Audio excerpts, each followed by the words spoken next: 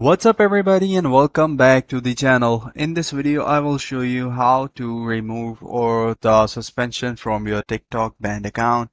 For that the process is very simple. You have to go through the legal procedure in order to get your account back.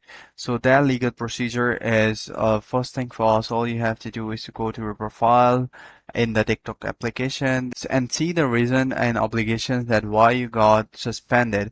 So after that, all you have to do is to go and contact TikTok for help with a disabled account. Reach out to TikTok support if you are unable to recover your account within the 30 days window. Your next option is to contact the TikTok directly through their feedback site. Submit a request for assistance to recover your account. You can visit this site and I'm going to show you what this site looks like.